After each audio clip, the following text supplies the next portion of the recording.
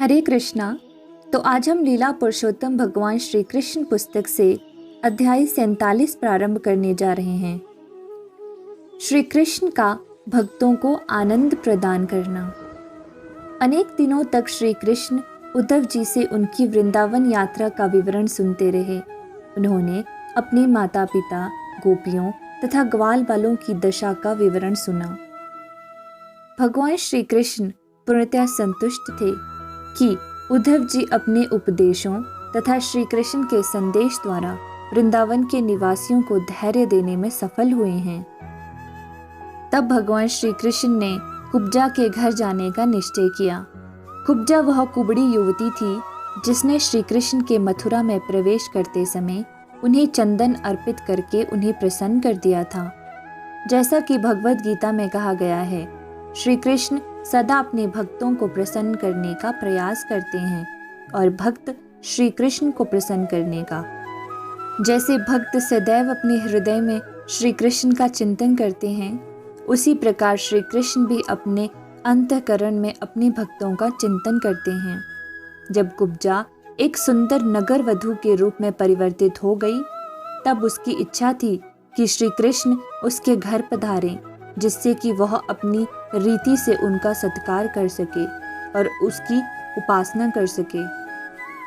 साधारणतः नगर वधुएं अपने ग्राहकों को संतुष्ट करने के लिए पुरुषों के उपभोग हेतु अपना शरीर अर्पित करती है, किंतु यह नगर वधु कुब्जा श्री कृष्ण के साथ अपनी इंद्रिय तृप्ति की वासना के वशीभूत थी। जब श्री कृष्ण ने कुब्जा के घर जाने की इच्छा की, तब निश्चित थी उन्हें इंद्रिय तृप्ति की कोई कामना नहीं थी। श्री कृष्ण को चंदन का लेप अर्पित करके कुब्जा ने पहले ही उनकी इंद्रियों को संतुष्ट कर दिया था। उसकी इंद्रिय तृप्ति की विनती पर श्री कृष्ण ने उसके घर जाने का निश्चय किया था, परंतु वास्तव में उनका उद्देश्य इंद्रिय तृप्ति न होकर उसे एक शुद्ध भक्त में परिवर्तित करना था।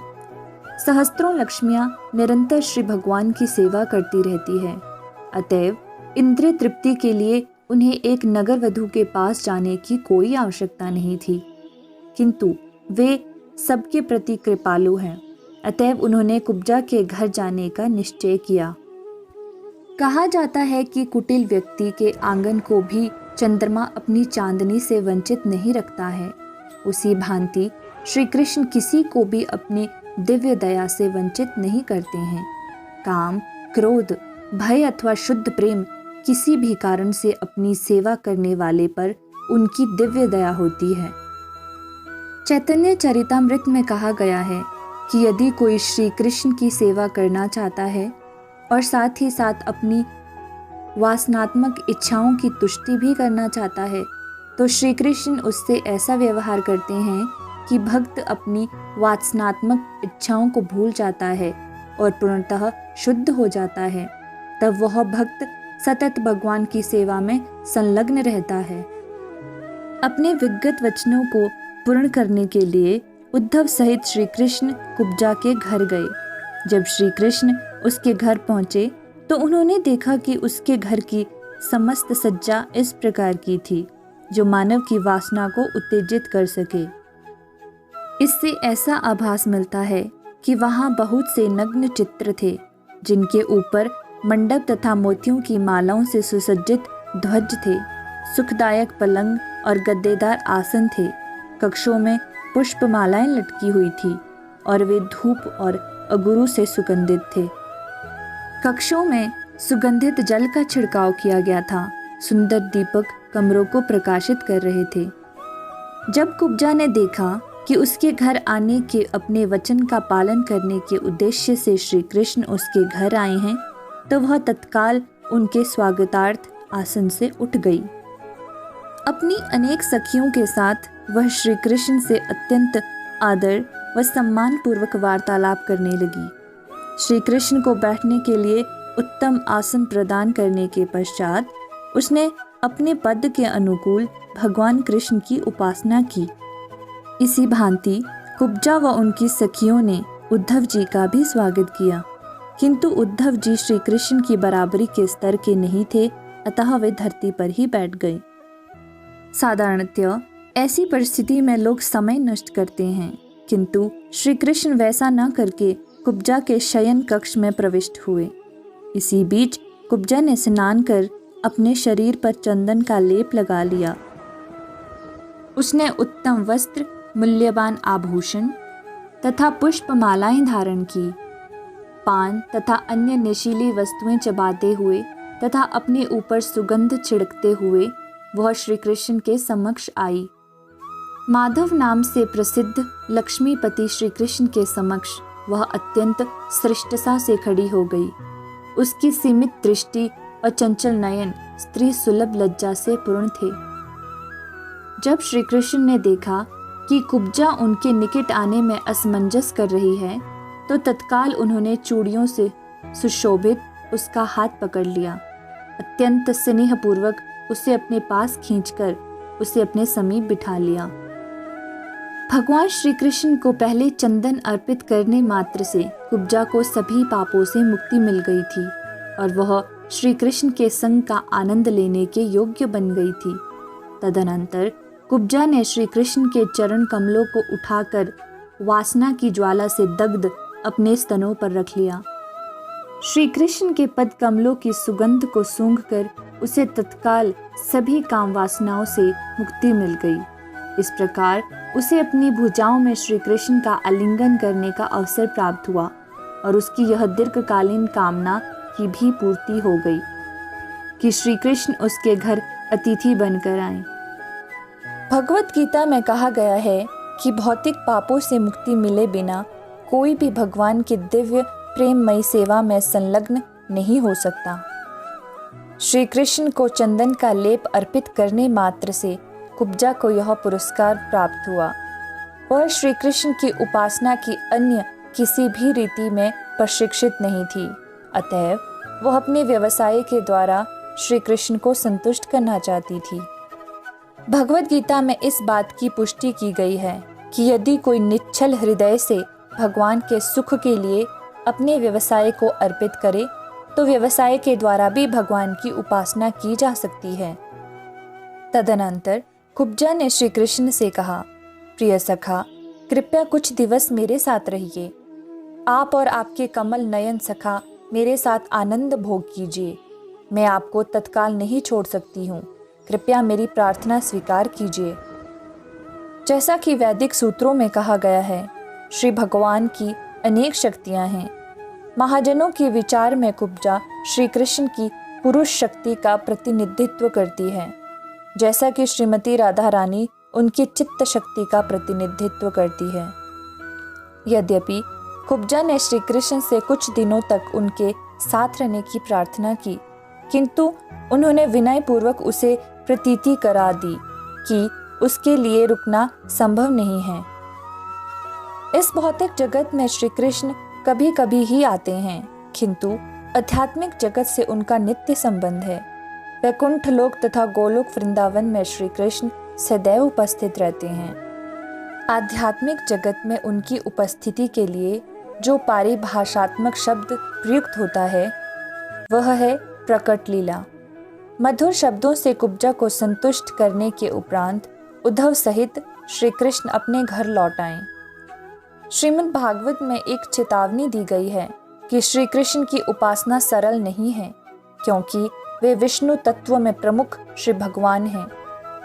श्री कृष्ण की उपासना करना अथवा उनसे संबंध रखना कोई सरल कार्य नहीं है। विशेष रूप से उन भक्तों के लिए एक चेतावनी है जो माधुर्य प्रेम के माध्यम से श्री कृष्ण की ओर आकर्षित होते हैं। श्री कृष्ण से प्रत्यक्ष संबंध के द्वारा इंद्र तृप्ति की कामना करना उनके लिए हितकर नहीं है। वास्तव में इंद्र तृप्ति की क्रियाएं भौतिक है। आध्यात्मिक जगत में भी चुंबन, आलिंगन जैसे लक्षण हैं, किंतु भौतिक जगत में जैसी इंद्रिय तृप्ति की प्रक्रिया होती है वैसी कोई प्रक्रिया वहाँ नहीं है। यह चेतावनी मुख्य उन लोगों के लिए है जो सहजिया के नाम से जाने जाते हैं और यह मान कर चलते हैं कि श्री कृष्ण एक सामान्य मानव है। वे एक विकृत तरीके से उनके साथ यौन जीवन भोगना चाहते हैं। आध्यात्मिक संबंध में इंद्रिय तृप्ति सर्वाधिक नगण्य है। जो कोई श्री कृष्ण के साथ विकृत इंद्रिय तृप्ति का संबंध रखने की कामना करता है, उसे अल्प बुद्धि समझना चाहिए। उसकी प्रवृत्ति के शुद्धिकरण की आवश्यकता है। कुछ काल पश्चात श्री कृष्ण ने अक्रूर जी के घर जाने के अपने वचन को पूर्ण किया। श्री कृष्ण से अक्रूर जी का उनके सेवक का संबंध था और श्री कृष्ण उनसे कुछ सेवा लेना चाहते थे। बलराम जी व उद्धव दोनों के साथ श्री कृष्ण अक्रूर जी के घर गए। जब श्री कृष्ण बलराम जी व उद्धव जी अक्रूर जी के घर के निकट पहुंचे, तब अक्रूर जी आगे आकर उद्धव से गले मिले और भगवान कृष्ण और बलराम जी दोनों को आदर सादर प्रणाम किया। श्री कृष्ण, बलराम जी तथा उद्धव जी ने भी अक्रूर जी को प्रणाम किया। अक्रूर जी ने उन सबको बैठने के लिए उचित आसन दिया। जब वे सुविधापूर्वक बैठ गए, तब अक्रूर जी ने उनके चरण पखारे और वह जल अपने सर पर छिड़का। तत्पश्चात नियमित उपासना के रूप में अक्रूर जी ने उन्हें उत्तम पुष्प तथा चंदन का लेप अर्पित किया। वे तीनों ही अक्रूर जी के व्यवहार से अत्यंत संतुष्ट हो गए। तत्पश्चात भूमि पर शीश रखकर अक्रूर जी ने श्री कृष्ण के समक्ष प्रणाम किया। इसके उपरांत श्री कृष्ण के पदारविंदों को अपनी गोद में रखकर अक्रूर जी उन्हें धीरे धीरे दबाने लगे।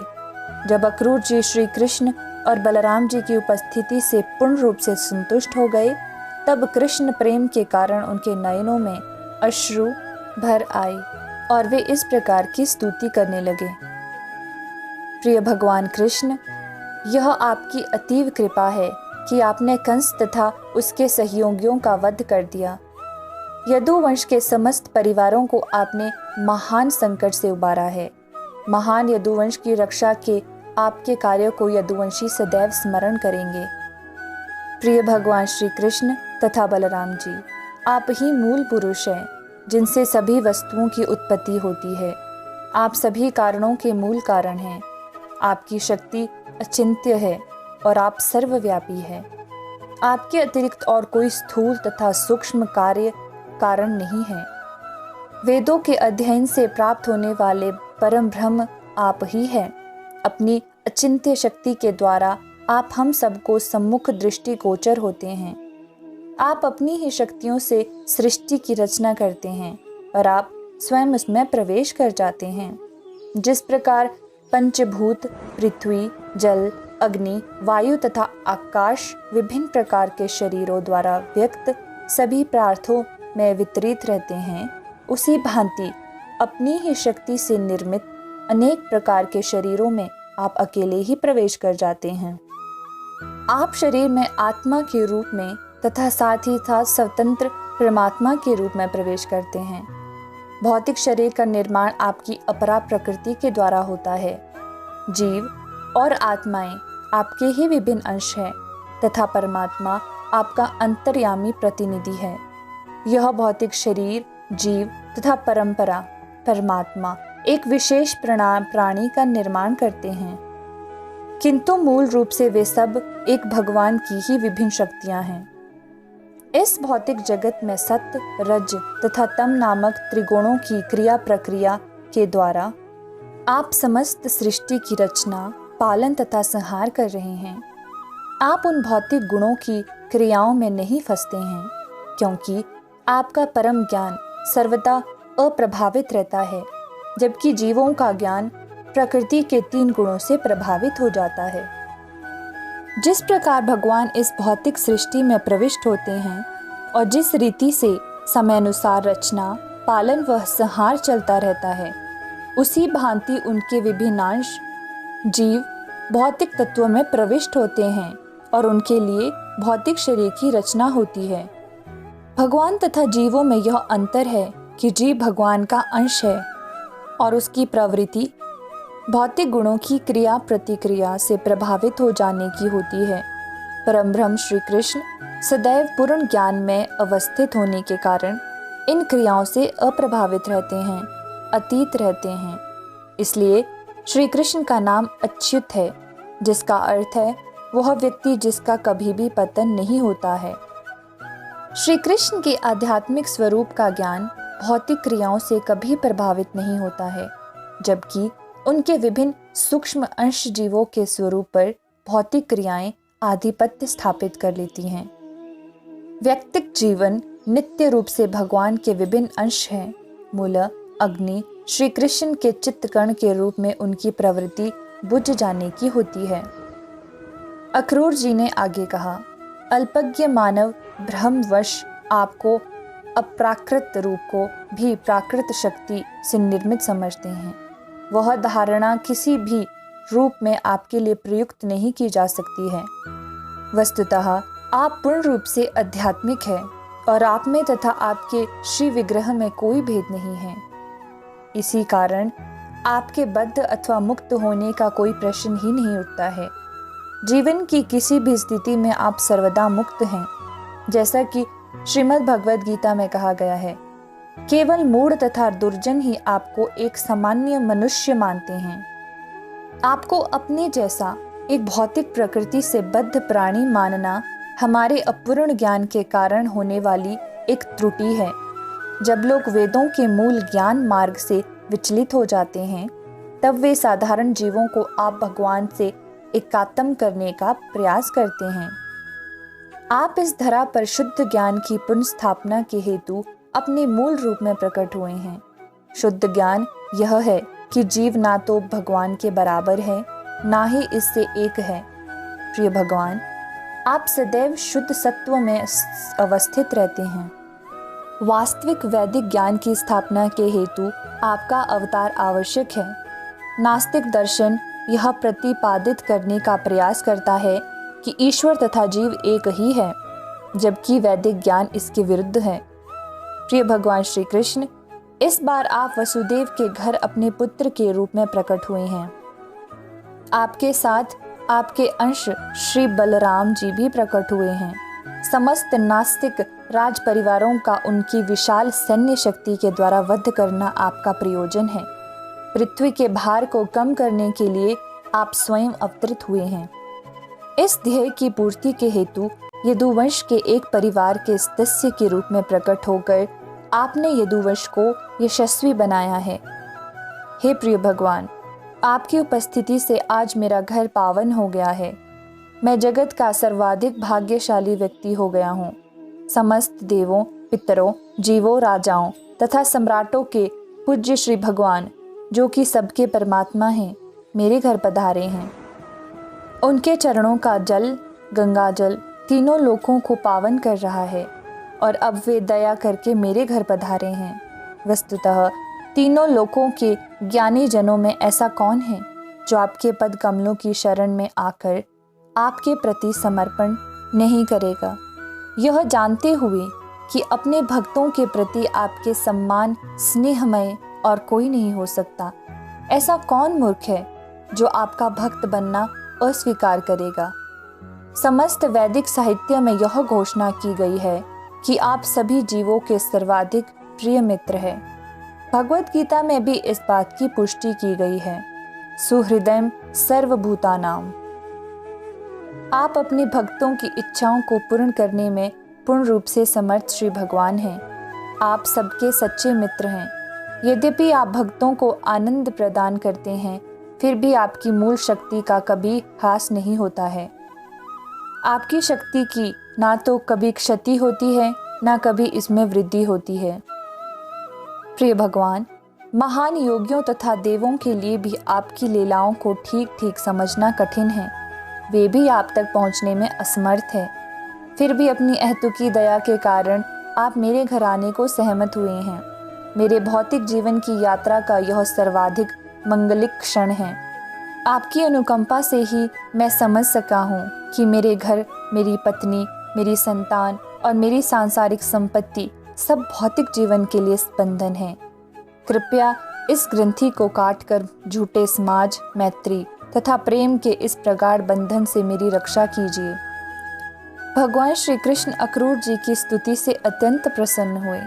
उनकी मुस्कान अक्रूर जी को और अधिक मुग्ध कर रही थी। भगवान ने उन्हें इस प्रकार उत्तर दिया, प्रिय अक्रूर जी, आपकी विनम्रता के बावजूद मैं आपको अपने से श्रेष्ठ मानता हूँ। आप मेरे पिता, गुरु और सर्वाधिक हितैषी मित्र के स्तर के हैं। अतएव आप मेरे पूज्य हैं। आप मेरे चाचा हैं, अतः आप सदैव मेरा रक्षण करेंगे। मैं चाहता हूँ कि आप मेरा पालन करें, क्योंकि मैं भी आपकी संतानों में से एक हूँ। इस वात्सल्य संबंध के अतिरिक्त भी आप सदैव पूज्य है। सौभाग्य की कामना करने वाले व्यक्तियों को आप जैसे महानुभावों की सादर वंदना करनी चाहिए। आप देवताओं से भी बढ़कर हैं। लोगों को जब किसी इंद्रिय तृप्ति की आवश्यकता होती है तब वे देवताओं की उपासना करने जाते हैं। देवता अपने भक्तों को अपनी उपासना करने के पश्चात वर देते हैं, किंतु अक्रूर जी जैसे भक्त लोगों का चरम कल्याण करने को सदैव तत्पर रहते हैं। एक संत या भक्त किसी का भी कल्याण करने के लिए मुक्त होता है, जबकि देवता लोग अपनी पूजा किए जाने के उपरांत ही वर दे सकते हैं। तीर्थ स्थान का लाभ वहां जाने पर भी प्राप्त किया जा सकता है। किसी देवता विशेष की उपासना करने पर इच्छा पूर्ति में बहुत अधिक समय लगता है, किंतु प्रिय अक्रूर जी, आपके समान संत भक्तों की सभी इच्छाओं की पूर्ति तत्काल कर सकते हैं।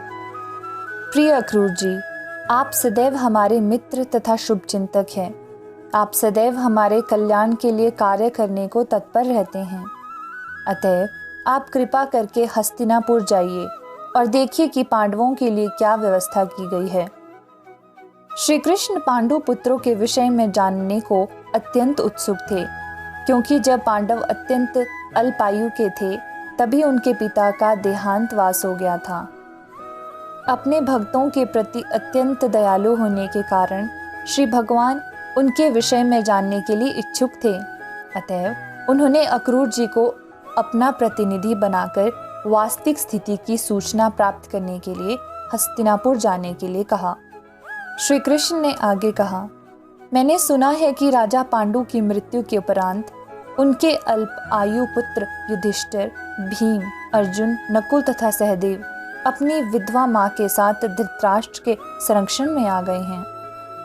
उनके संरक्षक के रूप में अब उनकी देखरेख करना धृतराष्ट्र का कार्य है। किंतु मैंने यह भी सुना है कि धृतराष्ट्र न केवल जन्म से ही अंधे हैं, अपितु वे अपने क्रूर पुत्र दुर्योधन के स्नेह में भी अंधे हैं। पांचों पांडव राजा पांडु के पुत्र हैं, किंतु अपनी योजनाओं तथा कुचक्रों के कारण धृतराष्ट्र पांडवों के प्रति निष्पक्ष व्यवहार नहीं करते हैं। कृपया आप वहां जाइए और इस तथ्य का अध्ययन कीजिए कि धृतराष्ट्र पांडवों से कैसा व्यवहार कर रहे हैं। आपका विवरण मिलने पर मैं विचार करूंगा कि पांडवों पर किस प्रकार अनुग्रह किया जाए। इस प्रकार श्री भगवान कृष्ण ने अक्रूर जी को हस्तिनापुर जाने का आदेश दिया और तत्पश्चात वे बलराम जी तथा उद्धव जी के साथ घर लौट आए। इस प्रकार लीला पुरुषोत्तम भगवान श्री कृष्ण के अंतर्गत श्री भगवान द्वारा भक्तों को आनंद प्रदान करना शीर्षक 47वें अध्याय का भक्ति वेदांत तात्पर्य पूर्ण हुआ। हरे कृष्ण कृष्ण कृष्ण हरे हरे, हरे राम राम राम हरे हरे।